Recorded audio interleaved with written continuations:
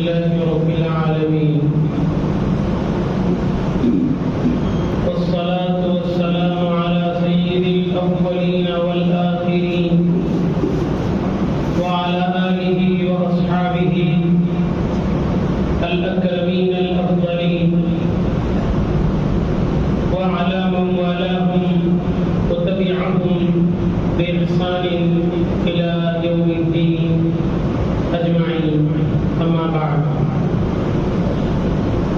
فأعوذ بالله من الشيطان الرجيم. بسم الله الرحمن الرحيم. الذين آمنوا وكانوا يتقون. صدق الله العظيم. وقال سبحانه وتعالى في شأن حبيبه تعظيما وتكريما: إن الله وملائكته يصلون على النبي يا أيها الذين آمنوا صلوا عليه وسلموا تسليما. اللهم صل على سيدنا محمد وعلى آل سيدنا ونبينا محمد وبارك وسلم. بزرگان محترم، برادران عزیز،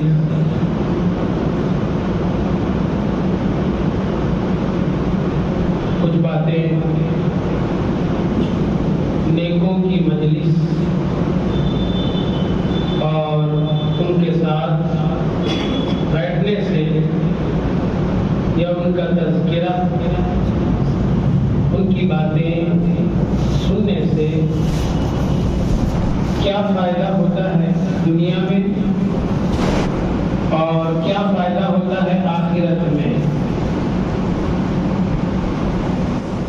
چونکہ شہر ادونی کی عظیم المرتبت، بلند قامت، قطب الظواہر، اشرف المعاصر، افضل المحاضر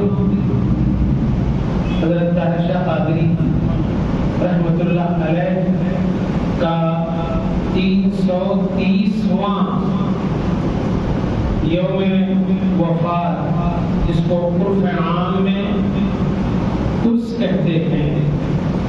چند باتیں آپ اور آپ کے معاصرین، ہم زمانہ اور ان کے بارے میں قرآن اور نبی کریم صلی اللہ علیہ وسلم کا فرمان کیا کہتا ہے اور ہمیں کیا کرنا چاہیے. دیکھیے، اللہ نے قرآن مجید میں ارشاد فرمایا: افحسبتم انما خلقناکم عبثا. اے لوگوں، تم کیا سمجھتے ہو ہم نے تمہیں بیکار پیدا کیا؟ یوں ہی پیدا کیا ہے، اس کے پیچھے کوئی مقصد نہیں ہے. تو اس مقصد کو بیان کرتے ہوئے ایک اور جگہ فرمایا: وَمَا خَلَقْتُ الْجِنَّ وَالْإِنسَ إِلَّا لِيَعْبُدُونِ. میں نے جنات اور انسانوں کو عبادت کے لیے پیدا کیا. یہ مقصد بیان ہوا ہے. خدا کی کاریگری اگر دیکھیں تو اس طریقے سے اس پر غور کر کے اپنی دنیا اور اپنی آخرت دونوں سنوارے. دیکھیے، اللہ سبحانہ و تعالیٰ نے یہ پوری کائنات سجائی اور جو جو ضرورتیں اس میں ہونی چاہیے اور جن جن کے لیے ہونی چاہیے وہ ساری رکھا ہے. انسان خوشبو کا دل دادا ہے، اس کو خوشبو بہت پسند ہے، چنانچہ اس نے مختلف قسم کے خوشبودار پھول اس دنیا میں رکھ دیے. کھانے پینے کی چیزیں وہ بھی رکھ دی. ہر اعتبار سے اگر آپ غور کرتے جائیں گے تو ہماری ہر ضرورت کو رکھنے کے بعد، یہ دنیا پوری بنانے کے بعد ہمیں اس دنیا میں بھیجا. اچھا اس کے بعد کتنی مخلوقات نہیں ہے اللہ تبارک و تعالیٰ کی؟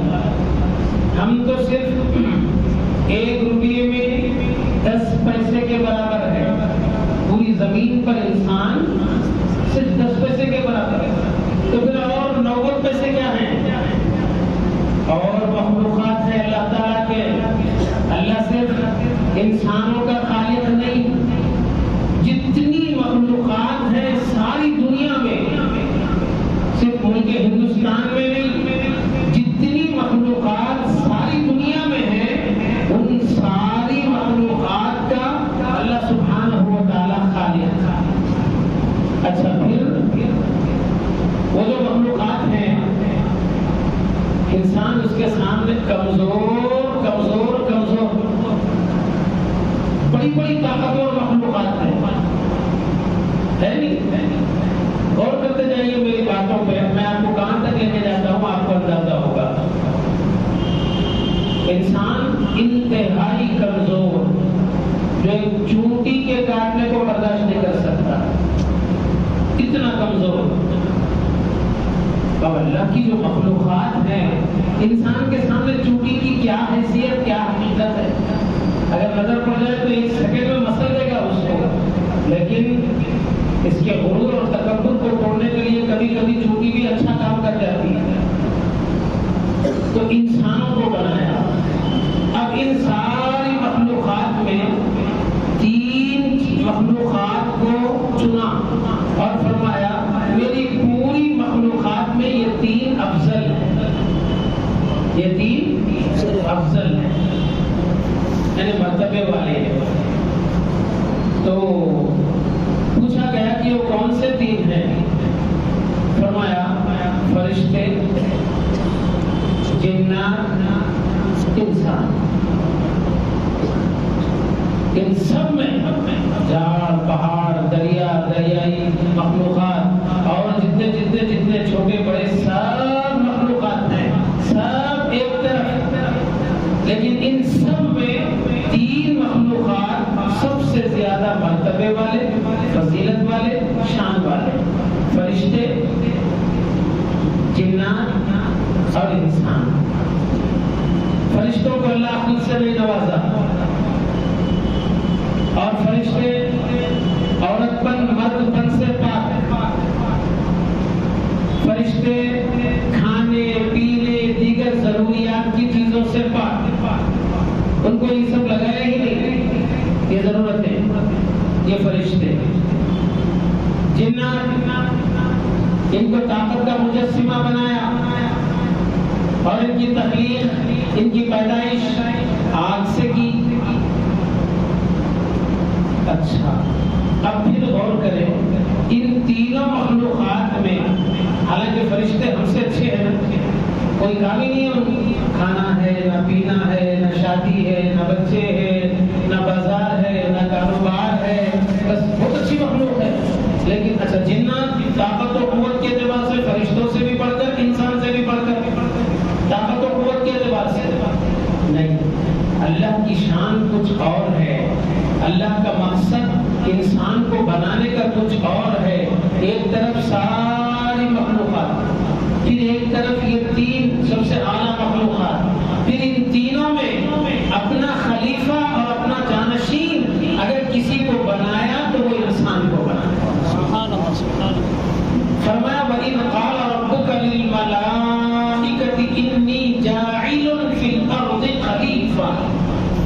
میں اپنی ساری مخلوقات میں اپنا جانشین اور خلیفہ اگر کسی کو بنانا ہے تو آؤ، میں جس کو کرامت کا تاج پہنانا چاہتا ہوں، شرافت اور بزرگی جس کے سر باندھنا چاہتا ہوں، وہ انسان ہے. اب انسان فرمایا اس میں مومن، مشرک، کافر، یہودی، نصرانی سب آتے ہیں، سب انسان ہیں، سب اللہ کے بندے ہیں. اب پھر اس میں درجہ، اس میں مرتبے رکھے. ان انسانوں میں جو ایمان لا لیا اس سے بہتر کوئی نہیں، اس سے بہتر کوئی نہیں. اچھا پھر اس کے بعد آپ غور کریں، انسانوں میں بھی اللہ نے درجے رکھے ہیں۔ کیا درجے رکھے ہیں؟ اس کا سب سے اسپیشل کوالٹی انسانوں کی وہ انبیاء کرام، سبحان اللہ، وہ انبیاء کرام، نبی، اس سے بہتر کوئی ہو ہی نہیں سکتا، کوئی انسان ہو نہیں سکتا۔ اور یہ نبی بننے کے لیے عبادت، عمل، یہ سب نہیں، اللہ جس کو چاہتا ہے اس کو بناتا ہے۔ اچھا دیکھ رہے ہیں آپ، سارے مخلوقات میں 3 کو چنا، پھر ان تینوں میں 1 کو چنا، اب وہ 1 میں ایسے درجے رکھے ہیں کہ نبی سب سے بلند ترین ہستی کائنات میں، اللہ کے کارخانے میں، اللہ کی بناوٹوں میں اور اللہ کے پسندیدہ لوگوں میں سب سے بہتر نبی اور رسول۔ یہ سب سے بہترین بندوں کو بھیجا۔ کتنے بھیجا؟ اس کی کوئی تعداد حدیث شریف میں صحیح طور پر نہیں آئی ہے، البتہ اتنا ضرور ہے 1 لاکھ، 1.25 لاکھ، 1,80,000، یہ دونوں روایتیں۔ خیر ٹھیک ہے، آپ کو اور مجھے اس بارے میں کیا کرنا ہے؟ صرف اتنا ایمان لانا ہے جتنے انبیاء آئے ہیں سب اللہ کی طرف سے آئے ہیں، بس ہر ایک نبی پر اتنا ایمان رکھنا ہے۔ جتنے نبی آئے ہیں سب اللہ کی طرف سے آئے ہیں اور حق کا پیغام لے کر آئے۔ اب امتوں نے ان کے ساتھ کیا کیا کیا وہ ایک الگ بحث ہے، اس طرف لے جانا ہے۔ اچھا پھر ان انبیاء کرام میں ظاہر ہے جب نبی اللہ کسی قوم کی طرف بھیجے ہیں تو اس کی امت بھی ہوگی، کم ہو یا زیادہ، ان پر ایمان لانے والے تو کچھ نہ کچھ ہوں گے نا، ہوں گے۔ اچھا پھر ان سارے نبیوں میں ہمارے نبی حضرت محمد مصطفیٰ صلی اللہ علیہ وسلم کو جو مقام و مرتبہ اللہ نے عطا فرمایا ہے، 1.25 لاکھ میں وہ کسی کو عطا نہیں فرمایا۔ دیکھیے اس کی چوائس کیسی ہے، اللہ کی پسند، اللہ کا سلیکشن کیسا ہے، دیکھتے جائیے۔ جو مقام و مرتبہ ہمارے اور آپ کے نبی کو عطا فرمایا وہ کسی کو عطا نہیں فرمایا، یہاں تک بات صحیح ہے۔ اب آئیے اس کے بعد، جیسے ہمارے نبی ہیں ویسا کوئی نہیں۔ آپ صلی اللہ علیہ وسلم سے پہلے جتنے انبیاء کرام آئے ہیں سب کی امتیں ہیں، لیکن جیسے ہمارے نبی ہیں ویسا کوئی نہیں، اسی طرح ہمارے نبی کی جو امت ہے ویسی امت کسی کی نہیں، سبحان اللہ۔ حالانکہ عمر زیادہ ملی، عبادت و تقوی پرہیزگاری کے لیے ٹائم بہت زیادہ ملا۔ سابقہ نبیوں کی عمریں 1,000 سال ہوتی تھی۔ آپ اندازہ کریے جب نبی کی عمر 1000 سال ہے تو امت کم سے کم 900 800، تو 800 900 کچھ کم عمر ہے۔ اگر وہ تناسب اور آج ہم ہماری امتوں کا تناسب دیکھیں گے 10% بھی نہیں ہوتا، یا 60-70 میں خدا حافظ، وہاں 900 سال، 950 سال، 1,000۔ ظاہر ہے جس کو عمر زیادہ ملی ہے وہ عبادت بھی زیادہ کرے، ظاہر ہے جس کو عمر کم ملی ہے وہ تقویٰ پرہیزگاری اور عبادت میں اس کے دن کم ہوں گے، کیونکہ جب آخری نبی کی ہم امت قرار پائے، وہ پہلی امتیں رہی، ان کو وقت زیادہ رہا اور عبادت کرنے کا موقع بھی زیادہ ملا۔ یہاں آخری نبی کی امت ہونے کے اعزاز اور شرف میں وقت کم، عمر کم، ظاہر ہے عبادات و تقویٰ پرہیزگاری بھی کم۔ تو اتنا غور کرنے کے بعد آپ سوچیں کیا وجہ ہے؟ وہاں عمر کم ہے، زیادہ ہے، اعمال زیادہ ہے، تقویٰ پرہیزگاری کے مواقع زیادہ ہیں، لیکن اس کے باوجود بھی اللہ نے ان امتوں کو کنتم خیر امت نہیں فرمایا، تم بہترین امت ہو نہیں فرمایا۔ امت میں عاصی بھی ہے، متقی بھی ہے، وہ تو ہر زمانے میں رہیں گے، کیا اس امت میں نہیں ہے؟ وہ تو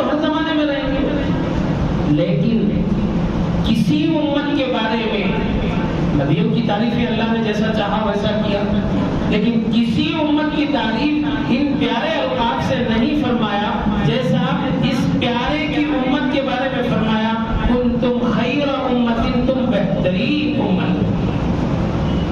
اب پھر سوال پیدا ہوتا ہے، ہم بہترین امت کیوں کر رہے ہیں؟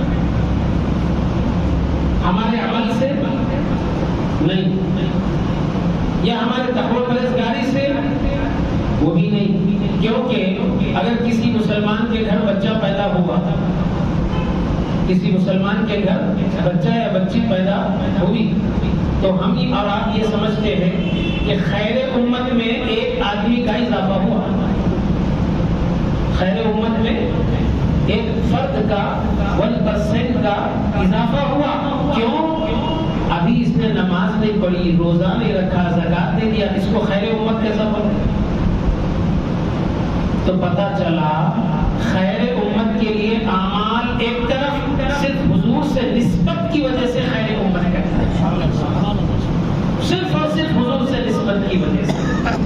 تو اب آپ دیکھیے، اللہ نے تو اتنے نوازشات کیا، کائنات کی ساری مخلوق کو ایک طرف، پھر اس میں 3 قسم کو ایک طرف، پھر ان 3 میں انسانوں کا جو مقام و مرتبہ وہ کسی کا نہیں، پھر انسانوں میں نبیوں کا جو مقام ہے وہ کسی کا نہیں، پھر نبیوں میں ہمارے نبی کا جو مقام ہے وہ کسی کا نہیں، ساری امتیں ایک طرف۔ امت محمدیہ صلی اللہ علیہ وسلم کو جو اعزاز اور شرف ملا ہے، وَكَذَلِكَ جَعَلْنَاكُمْ أُمَّةً وَسَطًا، اے امت حبیب، ہم نے تم کو درمیانی امت بنایا۔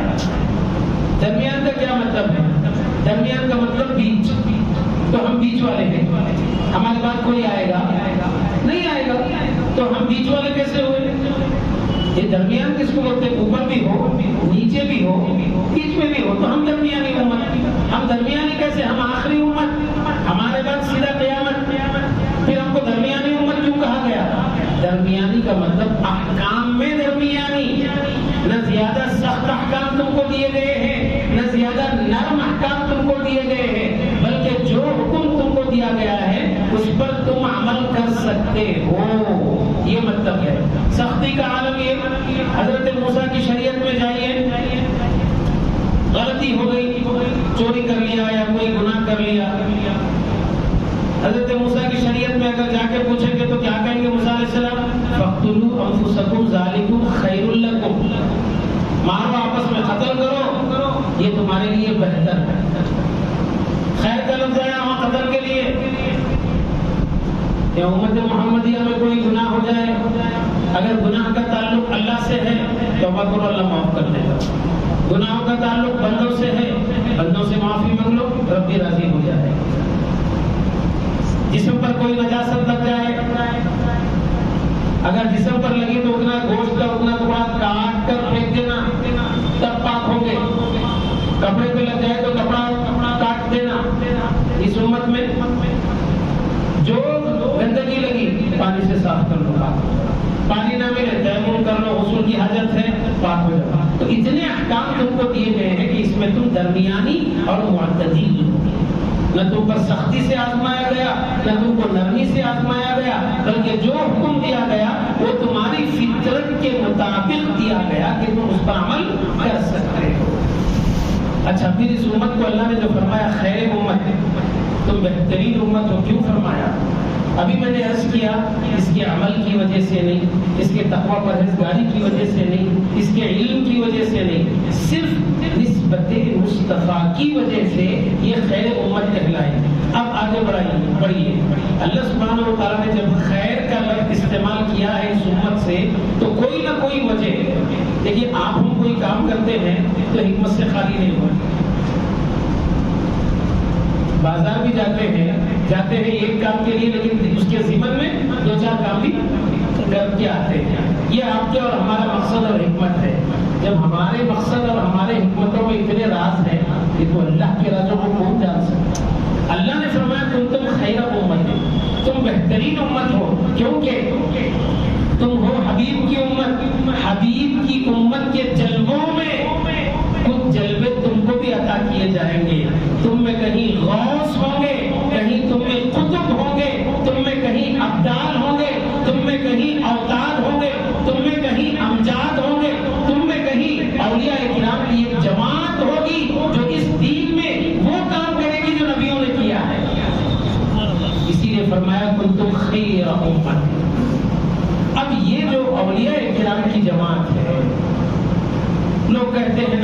علماء بھی کہتے ہیں، عوام بھی کہتی ہے کہ اولیاء کرام سے وابستگی اچھی چیز ہے۔ ہم اولیاء کرام کو جاننے اور پرکھنے کے طریقے میں فرق پیدا کرتے ہیں۔ اس زمانے میں ولی کس کو کہتے تھے؟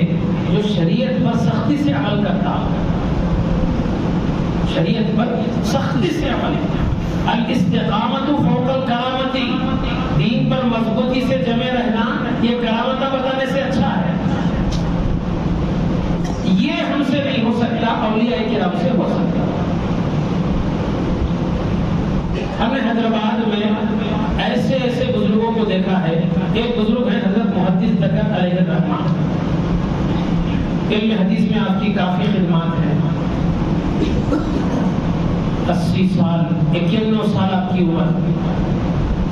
حضرت عائشہ قادری رحمۃ اللہ علیہ کی سیرت میں پڑھا ہے، آپ نے زندگی میں 71 بہاریں دیکھی، 71 سال عمر پائی، لیکن آپ دیکھیے 330 سال ہونے کے بعد لوگ صدیق مسعود خان کو کم یاد کرتے ہیں، عائشہ قادری کو زیادہ یاد کرتے ہیں۔ کیا وجہ ہے؟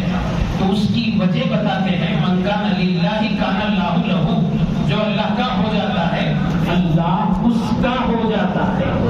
جب وہ اس کا ہوتا ہے تو اس کی صفت باقی ہے، اس کی صفت اللہ کے صفات میں، اللہ کے ناموں میں الباقی، ہمیشہ رہنے والا، جو اس سے جڑ جاتا ہے اس کو صفت بقا عطا کرتا ہے۔ 300 سال 600 سال کے بھی تو کیوں خواجہ صاحب کو آج تک یاد نہیں رکھے؟ 700 سال ہونے آ رہے ہیں، اچھا پیرانے پیر کو یاد نہیں رکھے؟ کتنے سال ہوئے؟ صدیاں بیت گئی ہیں، لیکن آپ جب بھی ان کا تذکرہ پڑھیں ایسا معلوم ہوگا حال ہی کے کوئی بزرگ ہیں، حال ہی کی کوئی شخصیت ہے۔ اس کی وجہ یہ ہے انہوں نے اپنی پوری زندگی کو اللہ کی، یہ کرامتوں کے پیچھے نہیں پڑے، اور اولیاء کرام ممکن حد تک اپنی کرامتوں کو چھپاتے۔ اور ہم دیوانے ہو گئے اولیاء کرام کو جانچنے کے، ولایت کا تھرمامیٹر ہمارے پاس ولایت کرامت سے، جس کی جتنی کرامتیں وہ اتنے بڑے بزرگ ہیں۔ ارے علم، تقویٰ، پرہیزگاری، اس کی وجہ سے ساری ولایت ہے۔ جب اللہ نے فرمایا الا ان اولیاء اللہ لا خوف علیہم ولا هم يحزنون، آیت ختم ہو گئی، معنی یہ ہوئے کہ اللہ کے بندوں کو نہ کوئی خوف ہے اور نہ کوئی غم۔ ان سے بندے الذین آمنوا وکانوا یتقون، جو ایمان بھی لائے اور تقوی کی راہ پر گامزن ہوئے۔ اس کو نہیں سمجھتے، اس کو پڑھتے بھی نہیں، بس الا ان اولیاء اللہ لا خوف علیہم ولا هم يحزنون۔ نہیں، ان کی پوری زندگی ان دو لفظوں میں ہے، آمنوا وکانوا یتقون۔ ایک تقویٰ ہی ایسی چیز ہے جو اللہ کی معرفت تک دلالت کرتا ہے اور اس کی رہنمائی کرتا ہے، رہبری کرتا ہے۔ تو یہ جو بزرگان دین ہیں، یہ شریعت پر سختی سے عمل کی وجہ سے اللہ سبحانہ و تعالیٰ نے ان کو آج تک باقی رکھا ہے۔ اور ہم نکلے ان کی کرامتیں ناپ تولنے کے لیے کہ کیا کرامت ہے، جس کی کرامتیں زیادہ وہ بڑے بزرگ، نہیں، ایسا کبھی نہیں ہوا ہے۔ آپ اولیاء کرام کی زندگی کو پڑھیں، ان میں ہمارے لیے کیا عمل کے نمونے ہیں، آپ کو جگہ جگہ یہی ملیں گے کہ بس یہ عمل کا نمونہ ہے، یہ عمل کا نمونہ ہے، یہ عمل کا نمونہ ہے۔ اب زمانوں کی تبدیلی کے ساتھ ساتھ عمروں میں بھی تبدیلی آ جاتی ہے، لیکن ان کی زندگیوں کو اگر ہم پڑھیں گے، اب ہم آسانی سے فرض چھوڑ دیتے ہیں، آسانی سے بغیر کسی ملال کے بھی ہم سے فرض چھوٹ جاتا ہے۔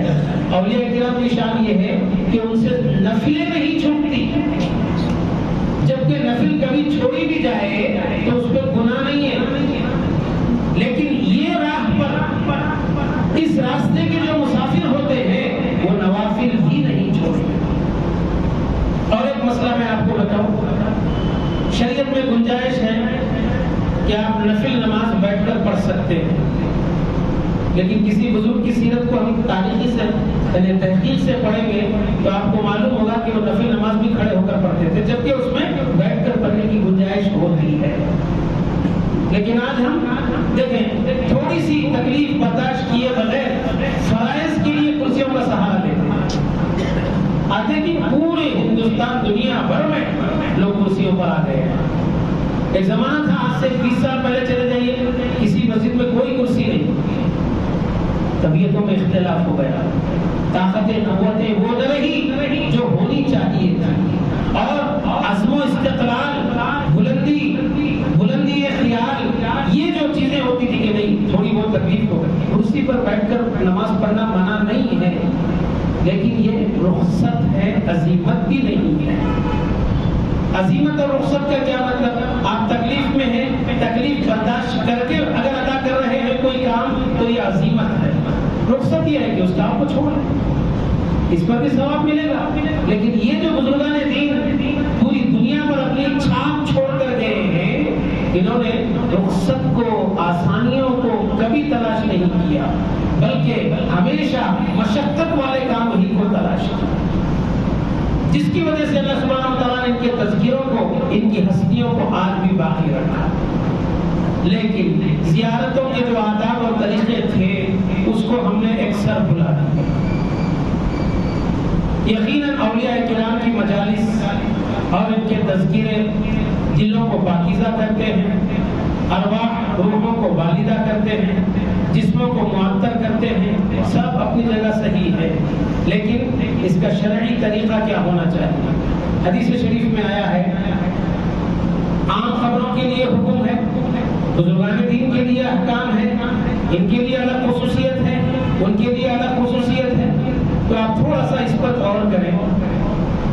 شریعت میں کچھ احکام مردوں کے ساتھ الگ ہیں، عورتوں کے ساتھ علیحدہ ہیں، اور اس پر عمل کرنے ہی میں اس کے لیے نجات ہے۔ آپ غور کر رہے ہیں، ہمارے پاس آندھرا کے تقریباً علاقوں میں عورتوں کا مزارات پر درگاہوں میں رات گزارنا، سوچیے کبھی کہ کتنی بے حیائی کی بات ہے۔ اور ایک رسم یہ بن گئی، انتقال ہوا کسی کا، اب اس کے 40 دن ہو گئے، معلوم ہو گیا، اب کیا کرنا ہونا؟ ایک درگاہ میں رات گزار کے آنا۔ کیا یہ دین ہے؟ اور یہ تو مذاق ہے دین کے ساتھ۔ مرنے والا مرا، پیدا ہونے والا پیدا ہوا، اس کو بے حیائی کی طرف کیوں لے جا رہے ہیں؟ دن کیوں رات گزار کے آئے گی صاحب کے پاس؟ کیا صاحب کی یہی تعلیمات ہیں؟ اس وجہ سے ہم بدنام ہو رہے ہیں۔ اہل سنت والجماعت پر تہمتیں اور بدنامیاں جو لگ رہی اسی وجہ سے ہے۔ مرنے والا مرا تو یہ رات کیوں گزارے گی؟ اچھا، اس گزارنے میں کوئی شرعی رہنمائی کسی عالم، کسی مفتی سے حاصل کیے؟ گھر والے بڑے بوڑھے ملے، اس کو لے جا کے درگاہ میں رات گزار کے صبح میں لے کے آئے، کیا حاصل؟ شریعت کی خلاف ورزی ہے۔ عورت بغیر شوہر کی اجازت کے گھر سے باہر قدم رکھتی ہے، تب سے اس پہ لعنت شروع ہو جاتی ہے۔ اسی لیے سفر حج یا سفر عمرہ محرم کے بغیر اگر جائے گی تو گناہگار ہوگی۔ محرم کون ہو سکتا ہے؟ ایسا مرد جس سے اس کو ہمیشہ کے طور پر شادی کرنا حرام ہے، رشتہ داری کی وجہ سے یا دودھ پینے کی وجہ سے۔ اللہ اپنے گھر بھی اس کو تنہا نہیں بلاتا، تو ولی کی کیا مجال کہ اس کو اپنے گھر بلائے، وہ بھی رات گزارنے کے لیے۔ صرف اس نام کے ساتھ ہی دیکھیے کیسے فتنے، کیسے جنم لیتے ہیں ذہن میں، خیال میں، لیکن معاشرے میں اس کو ایک اچھا کام سمجھ کے ہم کر رہے ہیں۔ یہ دین ہے، ہم نے دین کو سمجھنے، سوچنے، حاصل کرنے، سیکھنے کی فکر ہی نہیں کی۔ اب ایک بات ہمارے پاس مشہور، ہر چہارشنبے کی رات، اماوس کی رات، پونم کی رات، یہ کس کی یادیں ہیں؟ اماوس پونم یہ غیر مسلم کے پوجوں کے مخصوص اوقات ہیں۔ اس سے تیرا کیا سروکا؟ تیرا سروکا، تیرا تعلق تو تہجد سے ہے، تیرا تعلق تو فجر سے ہے، تیرا تعلق تو پنجگانہ سے ہے، تیرا تعلق تو نماز قرآن کی تلاوت سے ہے۔ تیرے لیے مکروہ اوقات صرف 3 ہیں، اماوس سے کوئی تعلق نہیں۔ اگر ہے تو ساری مسجدوں کو بند کر دو اماوس کے دن، کم سے کم اس بہانے بیچارے اماموں کو ایک دن کی چھٹی تو کیا ہو، ذرا بولو۔ پونم کو ایک چھٹی، چلو رات میں مغرب سے عشاء فجر 3 چھٹیاں۔ کیا زندگی، کیا دین ہے یہ دین ہے؟ ارے اماوس سے تجھے کیا کرنا ہے؟ پونم سے تجھے کیا؟ عقیدے ایسے پال لیا، وہ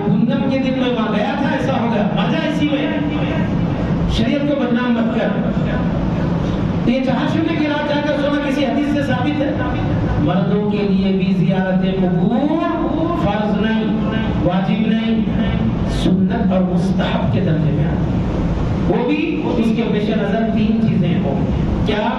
فکر آخرت، آنکھوں سے آنسو، دل میں نرمی، یہ تین کا ہوا خوری کی وجہ سے ہوگا درگاہوں کے معاملات۔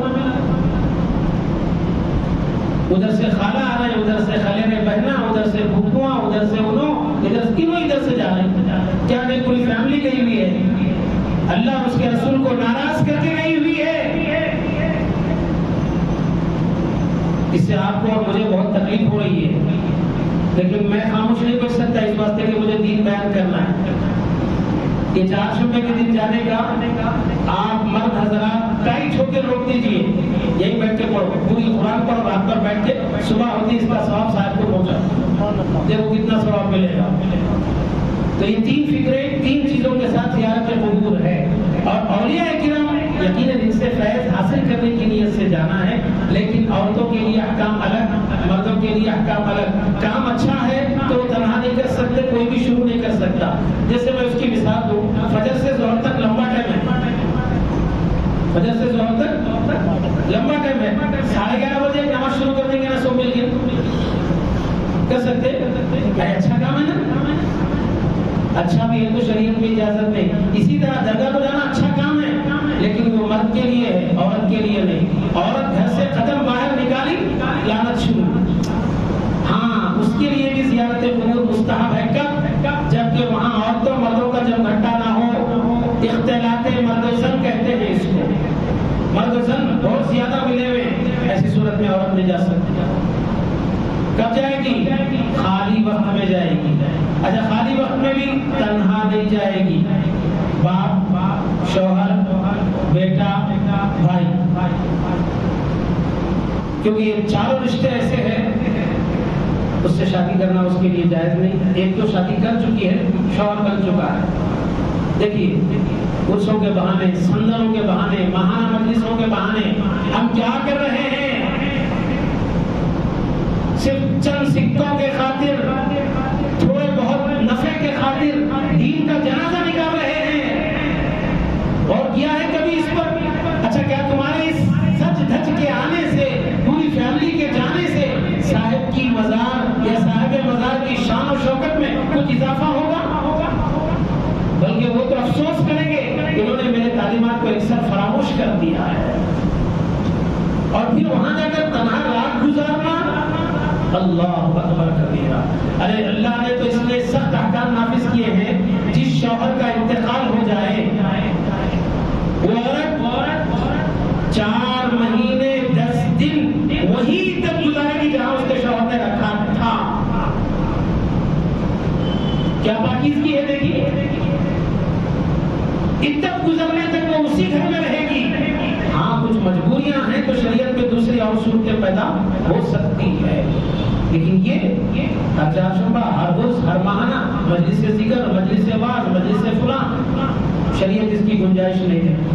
ہاں، مردوں کے لیے اجازت ہے، یہ جب چاہیں جس وقت چاہیں جا سکتے ہیں، لیکن اس نیت کے ساتھ جائیں کہ حضرت سے فیض حاصل کریں۔ ہوا خوری، دل نے لگا، دل جمعی کے واسطے نہ جائیں، کیونکہ وہاں کے جو آثار، وہاں کے جو مقامات ہوتے ہیں وہ بھی ذاکر ہوتے ہیں، اللہ کا ذکر کرتے ہوئے ہوتے ہیں۔ تو دیکھو، آخری بات، بزرگوں کی تعلیمات کے اثرات اگر نہیں ہیں تو دوسرے کام اس میں ایجاد نہ کریں۔